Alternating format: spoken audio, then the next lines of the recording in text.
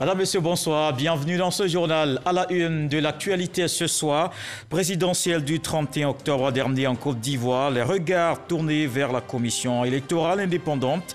La CEI qui a commencé à donner les résultats du vote déjà dans plusieurs départements, communes d'Abidjan et de la diaspora, notamment l'Allemagne, la Belgique, le Ghana ou le Gabon.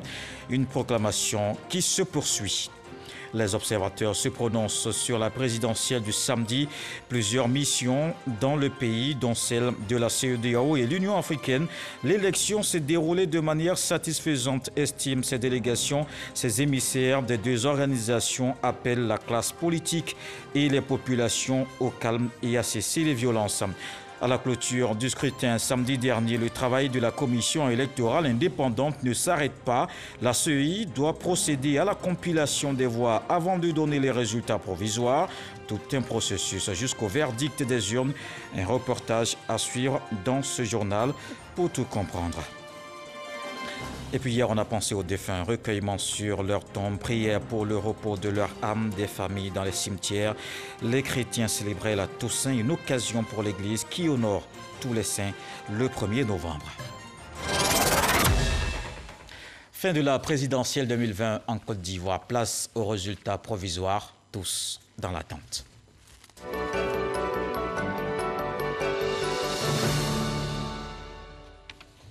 Des résultats provisoires que la CEI a commencé à donner, c'est le cas pour 38 départements, des communes d'Abidjan et des pays à l'étranger. On fait le point avec Sidonie Davila. Depuis hier, dimanche 1er novembre, les chiffres ont commencé à tomber à la commission électorale indépendante. La CEI qui a jusqu'à 5 jours pour proclamer les résultats provisoires de l'élection présidentielle s'attelle à comptabiliser les suffrages obtenus par tous les 4 candidats. Ces résultats sont annoncés au fur et à mesure par le porte-parole de la CEI dans les différents départements du pays. On en dénombre 38 ce lundi 2 novembre à 19h. À cela s'ajoutent les résultats dans 9 communes du district autonome d'Abidjan, ainsi que dans 7 pays à l'étranger. Ces résultats sont toujours en cours. La proclamation des chiffres provisoires prendra certainement fin ce lundi soir. À l'issue donc, on devrait savoir qui est le vainqueur du scrutin du 31 octobre 2020. Le taux de participation de cette élection qui est attendu sera également donné par le président de la CEI. Fin du scrutin présidentiel du 31 octobre dernier en Côte d'Ivoire. Et vous êtes nombreux à vous demander que fait la commission électorale indépendante ensuite. Vous allez le voir, c'est une autre étape qui commence pour les agents de la CEI. Ils sont à la tâche, le vote, le dépouillement, les procès-verbaux, la compilation des voix jusqu'à la proclamation des résultats provisoires. Tout un processus que nous explique Sidonie Davila. La présidentielle du 31 octobre 2020 s'est achevée. La CEI, après le dépouillement, reste à la tâche. Depuis ce dimanche après-midi, les résultats sont donnés par circonscription administrative en direct sur la chaîne nationale RTI 1. Un rendez-vous que ne manque pas la presse nationale et internationale, également présente lors de cette retransmission au siège de la commission électorale indépendante. Mais avant que ces résultats ne soient proclamés, la CEI explique le processus. Tous les PV des bureaux de vote sont acheminés à la commission électorale sous-préfectorale ou à la commission électorale communale. Ces PV sont traités, transmis à la commission électorale départementale. Au niveau de la commission électorale départementale, le même processus se fait et les documents sont transmis à la commission électorale régionale. Un CD, le feuille Excel, le PV, la CED. De la commission régionale, les documents sont transmis au superviseur. Je vous rappelle que chaque région est supervisée par un commissaire central. Et c'est ce commissaire central qui va valider les résultats qui sont soumis à son approbation. Ces résultats validés sont transmis à la commission centrale après leur proclamation dans les différentes commissions électorales locales CEL. Je vous rappelle que chaque région est supervisée par un commissaire central. Et c'est ce commissaire central qui va valider les résultats qui sont soumis à son approbation. Une fois au siège de la CEI, la commission centrale procède, elle, à la vérification des résultats proclamés sur la base des procès-verbaux de dépouillement des votes. Ce sont ces résultats qui, une fois compilés, sont donnés par circonscription administrative par le porte-parole de la CEI, Émile Ebrotier, qui les proclame sur la chaîne nationale. Bulletin blanc, 390. Ces résultats, qui ne sont que provisoires, seront par la suite proclamés par le président de la CEI avant d'être acheminés au Conseil constitutionnel pour les résultats définitifs, comme le stipule le Code électoral en son article 86. La mission internationale d'observation des libéraux et démocrates a suivi le déroulement du processus électoral avec le scrutin du 31 octobre dernier. Elle salue la bonne organisation de l'élection. La délégation appelle au calme. Ahmed Traoré Abou Sanogo. Après le déroulement du scrutin présidentiel, la mission internationale d'observation des libéraux et démocrates se prononce. Au terme de son séjour, la mission note les observations suivantes. La campagne électorale s'est déroulée dans l'ensemble de façon transparente, ouverte et démocratique, dans le respect des dispositions légales relatives à la liberté d'expression et de rassemblement. L'organisation des élections a tenu compte des mesures nécessaires pour faire face à la pandémie de Covid-19. Dans tous les bureaux de vote visités, les membres de la mission ont pu constater un déroulement normal du scrutin, dans le calme et la sérénité. Tous les bureaux de vote que nous avons visités ont reçu la dotation complète de matériel électoral et ont pu travailler dans des conditions efficientes.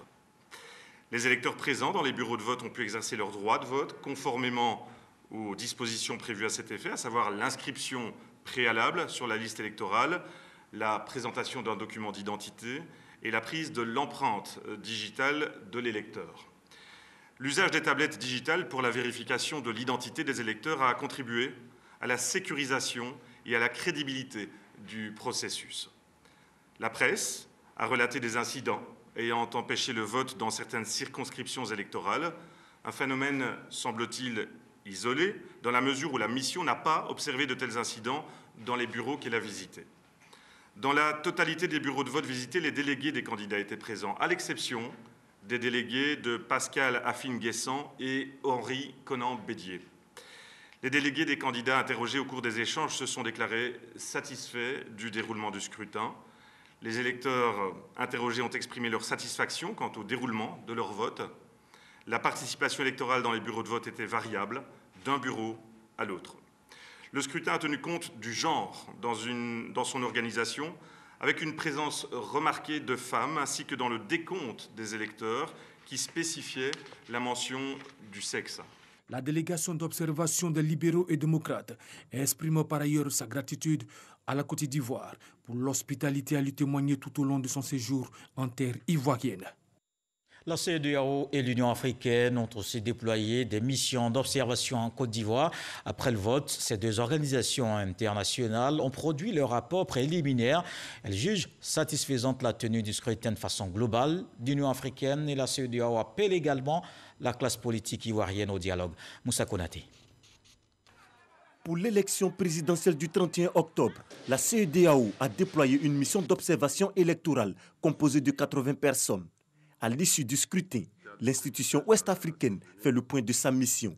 La mission d'observation a, sur la base de ces informations, noté ce qui suit. Sur le déroulement du scrutin, le vote a généralement débuté entre 8h et 9h dans la plupart des bureaux de vote que j'ai visités avec mon équipe. Dans la plupart des bureaux visités, le matériel électoral a été disponible. Une présence visible des forces de sécurité à l'entrée des bureaux de vote a été observée. Cette présence a été renforcée à certains endroits. Les représentants du candidat Alassane Ouattara et du candidat indépendant Konan Kwadjo Bertin étaient présents dans plusieurs bureaux de vote que nous avons visités. Le dépouillement et le décompte des suffrages se sont déroulés globalement dans les zones observées conformément aux dispositions du Code électoral et des textes subséquents. La mission d'observation électorale de l'Union africaine, quant à elle, déplore des incidents dans certaines zones, mais juge satisfaisante la tenue du scrutin. La mission a relevé que les personnels électoraux identifiables populaires nationales étaient présents dans près de 90% des bureaux couverts. Les représentants des candidats ont été présents dans la plupart des bureaux couverts par les observateurs de la mission, avec une moyenne de 2 représentants au moins par bureau de vote. Toutefois, celles des candidats d'Alassane Ouattara et Kadiou Konan Bertin ont été représentés. La mission a noté que les votes dans les bureaux de vote observés se déroulaient dans une atmosphère calme, sereine dans 97,5% des cas. Les rares perturbations observées étaient liées à la mauvaise gestion des files d'attente dans près de 67% des cas, ou l'indiscipline de certains électeurs dans 33%.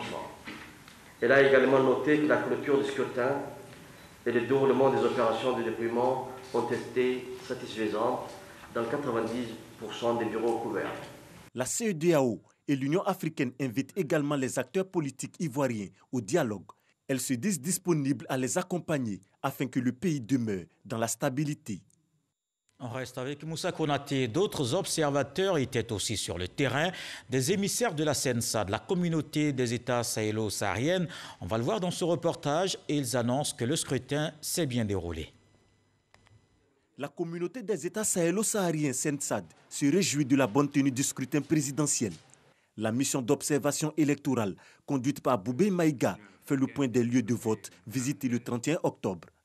Le groupe des observateurs de la CENSAD a noté une organisation logistique et matérielle de scrutin satisfaisante dans les centres de vote, une facilité dans l'accessibilité des bureaux de vote et la visibilité des listes par les électeurs.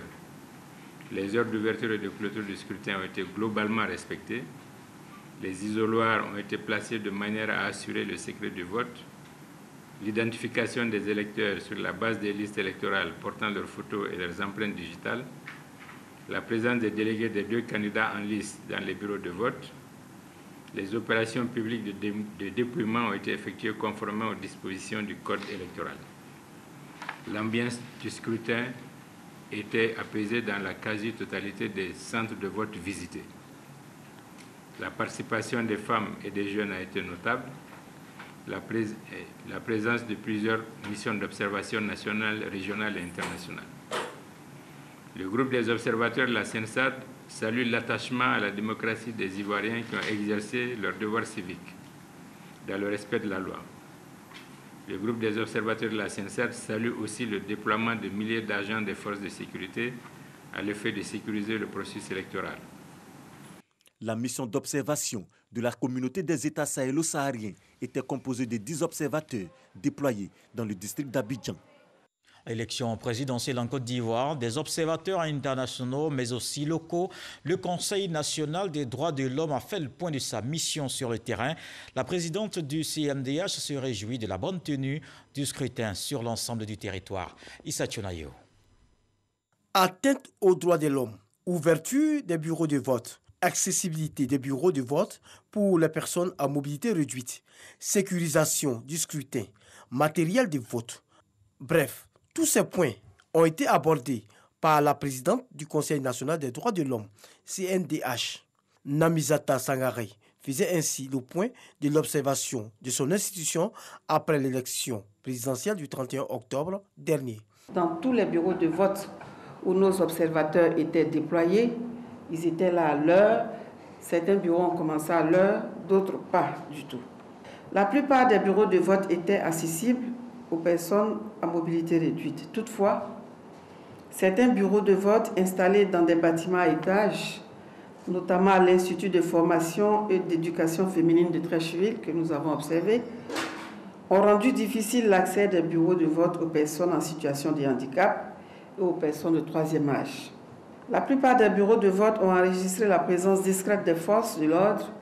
Toutefois, ces forces n'avaient pas été déployées dans certains bureaux de vote au moment où nos observateurs visitaient les lieux, notamment à Gbagba Sud, à Bingerville, et au centre d'action sociale à Bingerville.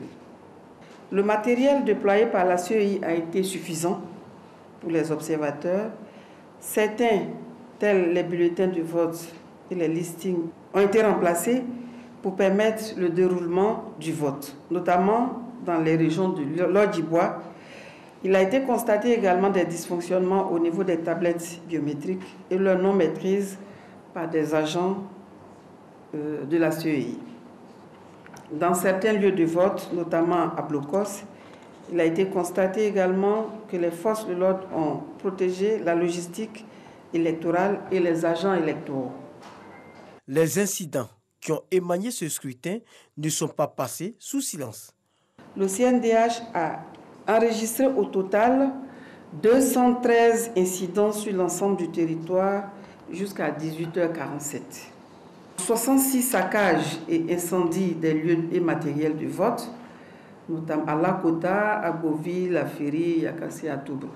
7 agressions physiques sur des observateurs du CNDH qui ont vu leur gilet brûlé et 3 cas de séquestration d'agents d'observateurs CNDH à Ouaninou, à Yamsokro et à Languiboun. Des manifestations et empêchements de vote dans 46 localités. On peut citer à Bengourou, Niablé, Bangolo, Daoukro, Bongwanou, Yamsokro et Akoupé.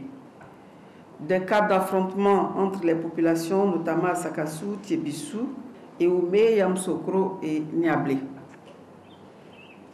Des dépouillements avant terme, notamment à l'épée, à Coupé, Biancouma, suite aux violences constatées. Des atteintes au secret de vote dans certaines localités, notamment à Séguélon et à Matinane.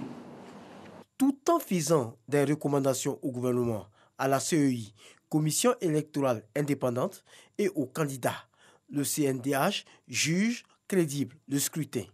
Hormis quelques incidents rapportés dans certaines localités, le scrutin s'est déroulé de façon honnête, dans des conditions acceptables et dans la sérénité grâce à l'implication des forces de sécurité déployées pour la sécurité du scrutin.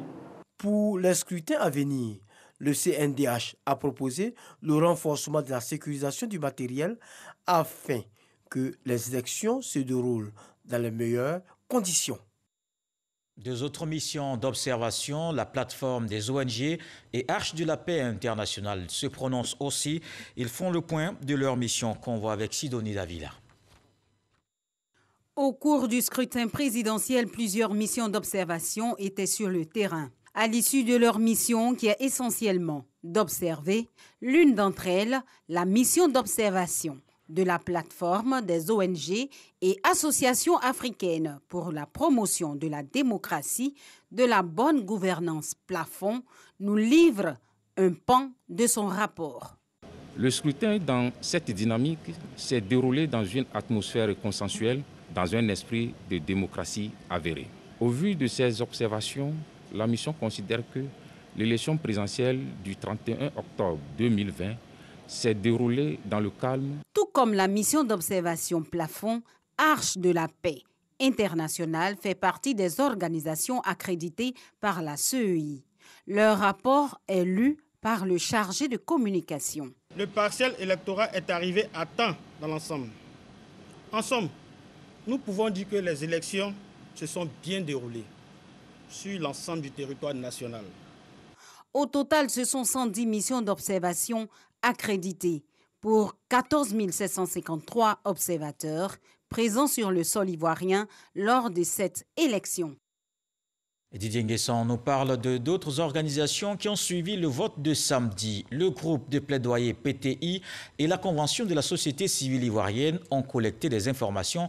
Il en ressort qu'en général, tout s'est déroulé dans la quiétude malgré quelques incidents. Plusieurs missions d'observation électorale ont déployé leurs observateurs dans les bureaux de vote le jour du scrutin. 24 heures après le vote, le groupe de plaidoyer PTI a pondu une déclaration préliminaire.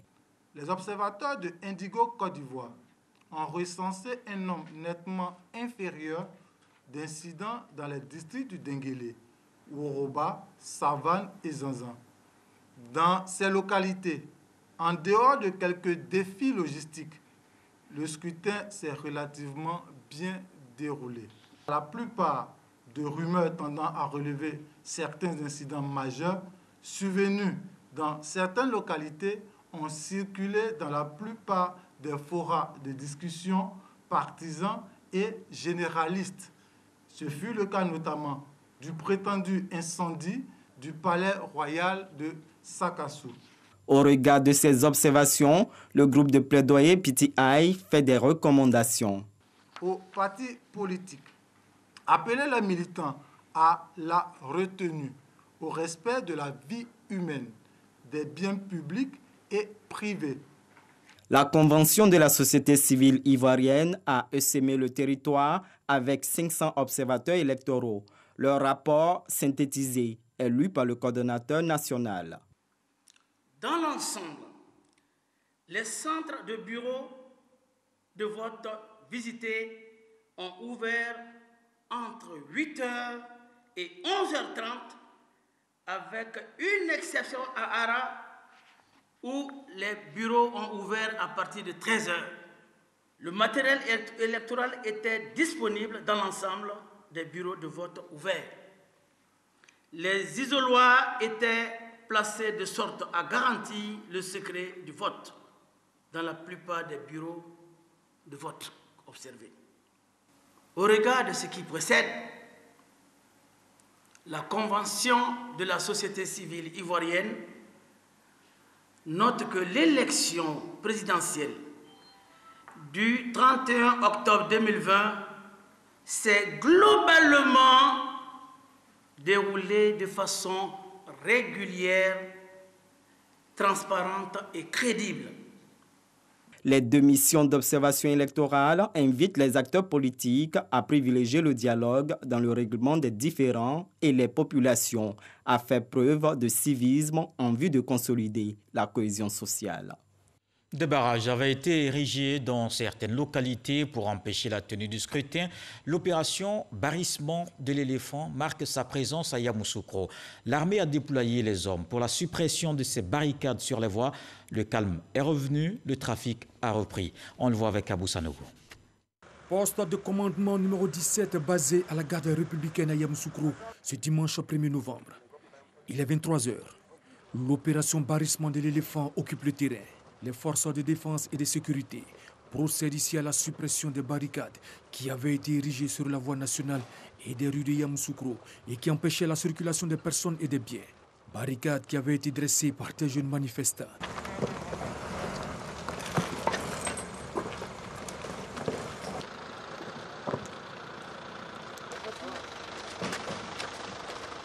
Notons que les forces de défense et de sécurité déployées en grand nombre au centre du pays ont libéré les voies obstruées par les abattis et les barricades sur l'axe Yamoussoukro-Bouaké et l'axe Yamoussoukro-Bouaflé.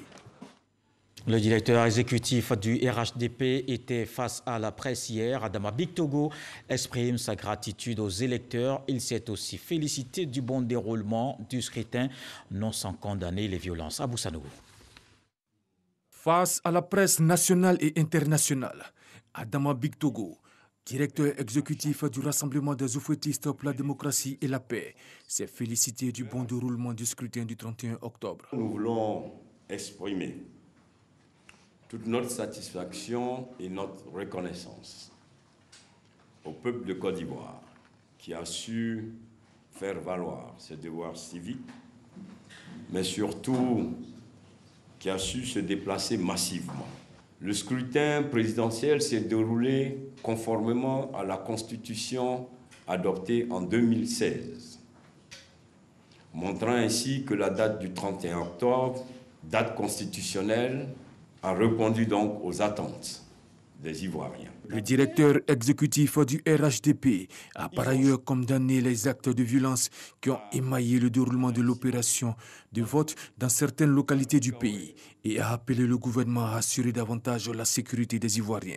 Nous, RHDP, parti responsable, appelons le gouvernement à prendre toute sa place pour que définitivement les Ivoiriens ne soient pas troublés dans leur quiétude. Le RHDP donc en appelle à la fermeté des autorités de notre pays et que nul n'est au-dessus de la loi. Adama Bictogo était accompagné des directeurs exécutifs adjoints en charge des élections, Mamadou Sanogo, et Dao Poulin en charge de la mobilisation. Le directeur exécutif du RHDP qui était aussi aujourd'hui face aux coordonnateurs et les associations de jeunesse de son parti. Il salue leur contribution samedi dernier. Éric Goré. C'est un Adama Bictogo décontracté et visiblement heureux qui s'est présenté à la rue Lépic. D'abord, le directeur exécutif a échangé avec le coordonnateur du RHDP du district d'Abidjan, à qui il a dit merci pour la tenue du scrutin présidentiel. Ensuite, il a reçu la jeunesse et les clubs de soutien du parti. Remerciements à nos militants en premier qui ont su, depuis la révision de la liste électorale, occuper l'espace, occuper donc le terrain, et qui, par cet engagement, par donc cette organisation du parti, ont pu amener la majorité des Ivoiriens à se déplacer massivement. Donc déjà, pour nous, c'est la tenue des élections et donc la victoire de la démocratie. À la sortie de cette rencontre, les jeunes veulent s'engager à œuvrer pour la paix et la cohésion sociale en Côte d'Ivoire. Nous avons vu des jeunes aujourd'hui brûler des bus, brûler des pneus pour détruire la voirie, pour détruire tous ces édifices que l'État a mis en place. Et nous savons que ces jeunes-là, par nos canaux de sensibilisation, par nos canaux de communication, je sais que ces jeunes-là vont pouvoir écouter et ces jeunes-là vont pouvoir arrêter ce qu'ils sont en train de faire. Depuis plus d'une décennie, le RHDP est habitué aux échéances électorales. Un tour aux postes de centralisation des résultats. Tous ces postes sont dédiés aux différentes régions de Côte d'Ivoire, aux différents pays où le vote a eu lieu et les résultats sont centralisés sur ces postes. Nous sommes très en avance et nous suivons les résultats bureau par bureau qui sont transmis immédiatement à la sortie des bureaux de vote. Seule la commission électorale indépendante est habilitée à donner les résultats provisoires, suivi du Conseil constitutionnel qui donnera les résultats définitifs. Et tenu dans le calme de la présidentielle à San Pedro samedi dernier, ce lundi, les activités ont repris normalement dans cette ville portuaire. Le constat de notre correspondant permanent dans le Bassa-Sandra, Sam Conan. Lundi 2 novembre 2020, les Pétrusiens ont repris le chemin du travail après le scrutin présidentiel du samedi dernier. Les activités au port se déroulent normalement. Les camions transportant le cacao font leur balai incessant, comme d'habitude. Les travailleurs sont présents. Nous sommes pas, on est venu au travail, on est en sécurité, il n'y a pas de problème. Voilà, c'est juste notre travail. Dans l'administration, les agents sont à leur poste. Du côté de la gare routière, le trafic connaît son train-train habituel. Les taxis communaux sont visibles un peu partout, avec des klaxons. Tout va bien ici, on roule comme d'habitude, il n'y a rien de grave, on roule normalement, comme il se doit. Les marchés, les commerces, les boutiques, les grandes surfaces et les magasins sont également ouverts. Tout se passe bien, tout est calme. Je suis arrivé ici à 9h, j'ai envoyé ma marchandise, tout est calme, tout se passe bien. Nous, on a ouvert, les gens viennent un peu lentement, quoi. Il est midi, c'est l'heure de la pause. La rue des Maquis, située au quartier Lac, connaît son ambiance de tous les jours. Les maquis et restaurants sont pris d'assaut par les travailleurs. Quoi de plus normal? Il faut reprendre des forces, surtout revenant d'un week-end. Retour ce soir sur les opérations de vote samedi dernier. Dans la région du Béret, aucun incident signalé. Les électeurs ont accompli dans le calme leur devoir civique. Charles Tatou. Dans la région du Béret, les bureaux de vote ont ouvert leurs portes à 8 heures, comme dans les autres localités du pays. Les électeurs des villes et villages de cette région ont marqué leur volonté d'élire le président de leur choix qui va conduire les destinées de la Côte d'Ivoire pour les 5 prochaines années. En témoigne cette influence devant les bureaux de vote de Makono, chef-lieu de région. Ici, le leader des cadres, le ministre des Ressources animales et halieutiques, Moussa Dosso, a accompli son devoir civique au foyer de jeunes du quartier Toulé, au bureau numéro 1. Forces de l'ordre et personnel des ONG et structures impliquées dans l'observation du déroulement du scrutin présidentiel en Côte d'Ivoire ont pris également d'assaut les lieux de vote dans le cadre de leur mission. Dans la région du Béré, aucun incident n'a été signalé. D'autres échos du vote dans le nord du pays, à Guimbé et Kouto, l'élection présidentielle s'est aussi déroulée dans la sérénité et le calme. Le constat de Yami Sissoko. Poro, localité de Guimbé, commune située dans le département de Dikodougou, à 22 km de Korogo. Les électeurs se sont rendus massivement sur les différents lieux de vote. Parmi les électeurs de l'école primaire publique Guimbé 1, le maire de Guimbé, Issa Koulibaly, par ailleurs député de la circonscription de Dikodougou. Après s'être conformé aux règles d'usage, il glisse son bulletin dans l'urne.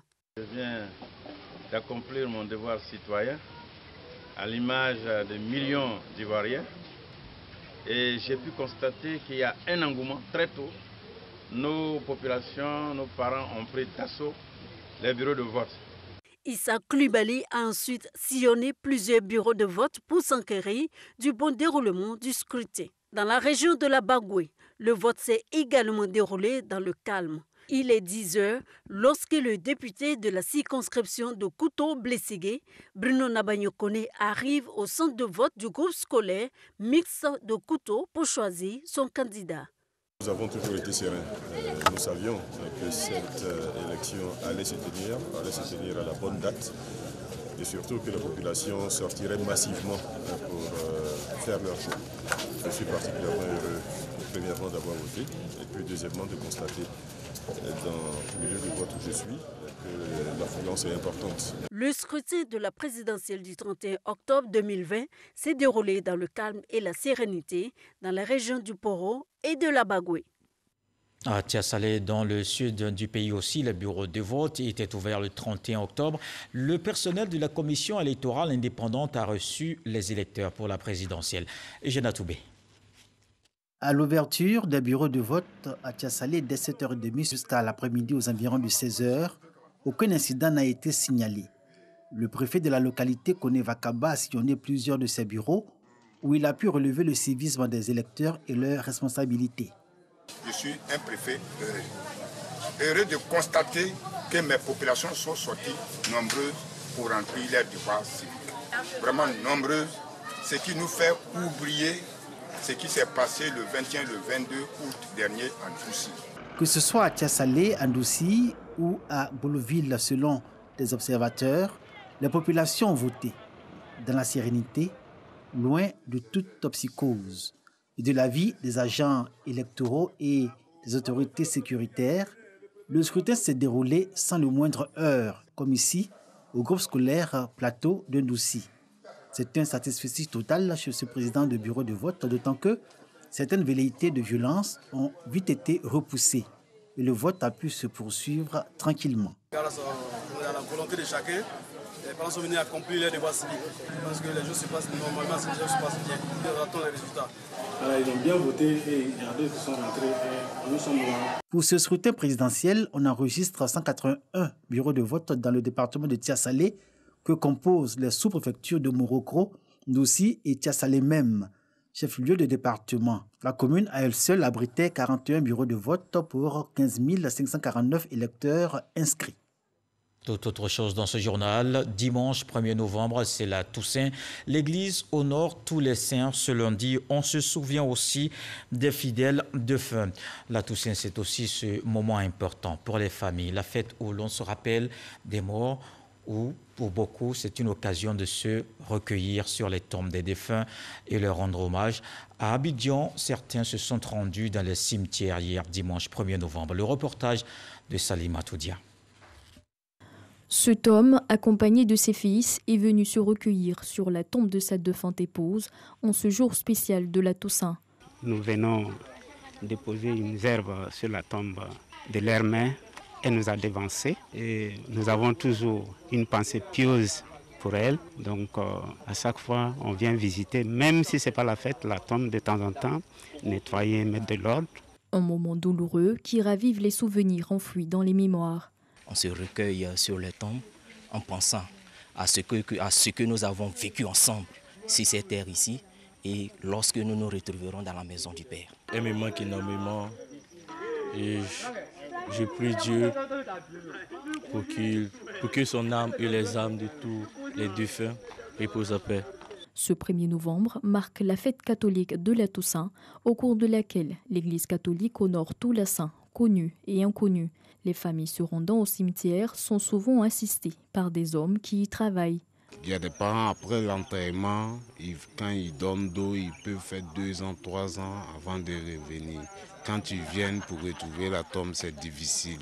Donc nous leur demandons l'année et la date de naissance, la date du décès. Une fois qu'on a ça, on sait quelle zone il faut entamer et puis retrouver la tombe rapidement. Le cimetière, resté accessible, n'a pas enregistré assez de visites. Du côté des fleuristes à l'entrée du cimetière, on s'impatiente à rentrer dans les fonds. Ça fait plus de 18 ans nous on va au cimetière ici. On a vendu, mais avant ça, je poussais jusqu'ici. Ce 1er novembre 2020, au lendemain de la présidentielle du 31 octobre, quelques familles ont pu se recueillir sur les tombes de leurs défunts dans les cimetières. La mission du Christ de l'Église Harris a célébré la fête de la liberté spirituelle du peuple noir. Cette 62e édition tenue hier dimanche dans le village de Bregbo, à Benjéville. Les fidèles ont prié pour la paix et la cohésion sociale en Côte d'Ivoire. Jean-Marc Diadji.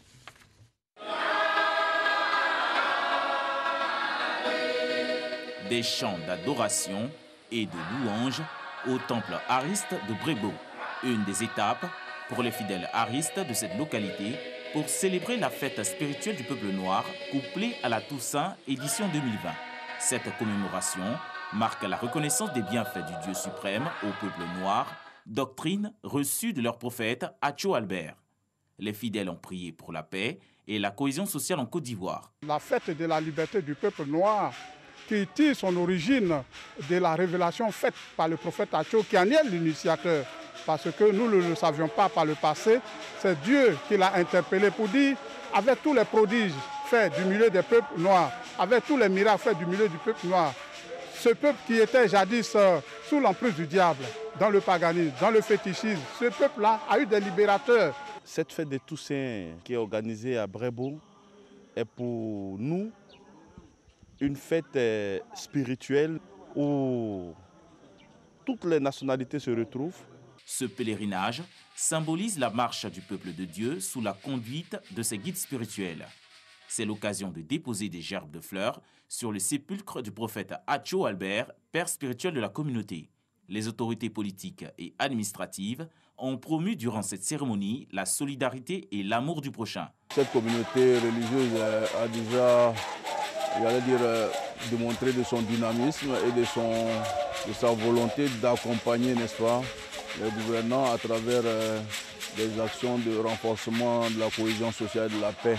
La fête spirituelle du peuple noir est le renouvellement de l'alliance entre les fidèles haristes et leur Dieu. Le pèlerinage à Bregbo est à sa 62e édition.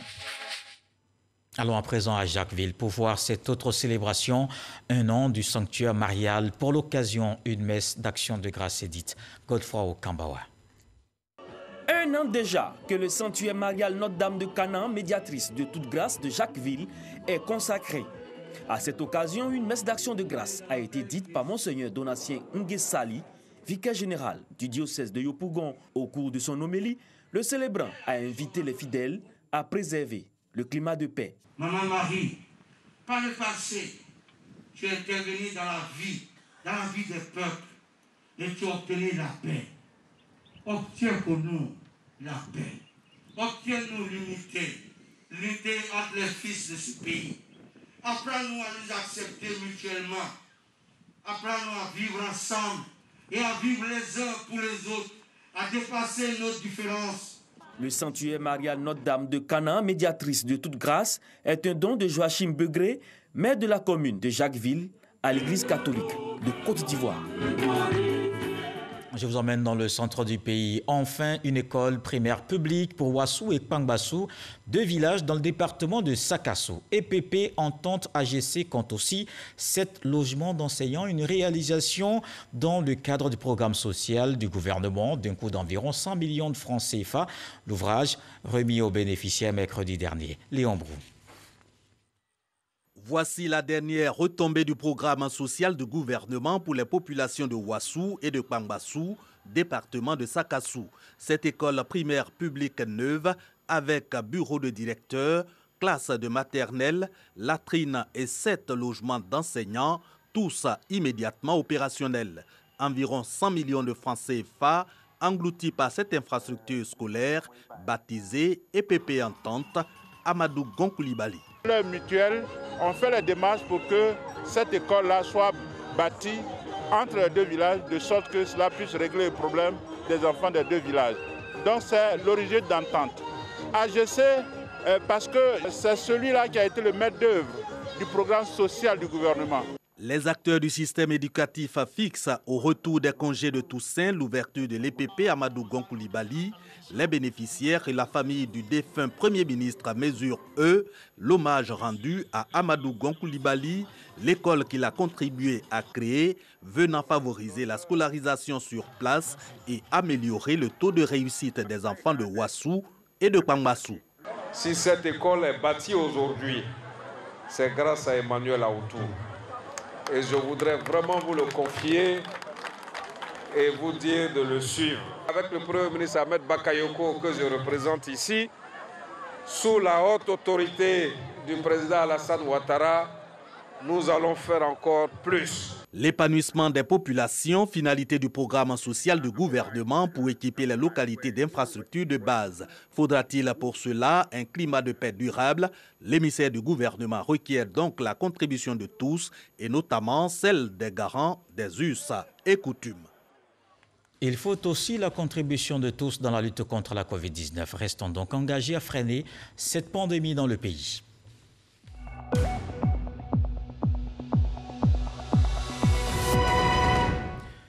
Voici les chiffres de ce lundi. 37 nouveaux cas sur 865 échantillons prélevés, soit 4,3% de cas positifs, 45 guéris, pas de décès. À la date du 2 novembre, la Côte d'Ivoire compte donc 20 753 cas confirmés, 20 410 personnes guéries, 126 décès et 217 cas actifs. Le nombre total d'échantillons est de 195 065. Dans le reste de l'actualité, au Mali, un soldat tué dimanche matin dans une attaque à Farabougou. La situation s'est nettement dégradée ces derniers jours dans la localité. Une attaque contre l'armée. L'accrochage a duré près d'une demi-heure. Les soldats précisent que la riposte a permis de repousser les assaillants. Ce village du centre du Mali est toujours encerclé par des combattants djihadistes dont les revendications idéologiques se superposent à un conflit intercommunautaire, une situation qui perdure en dépit de l'arrivée de l'armée malienne dans le village il y a une dizaine de jours pour protéger les habitants. Voilà qui m'interme à ce journal. Merci de l'avoir suivi. À 23h, retrouvez Marine Cognan parce que nous devons vivre ensemble. Pour Mahatma Gandhi, la règle d'or de la conduite est la tolérance mutuelle. Dieu le voulant, on se retrouve demain.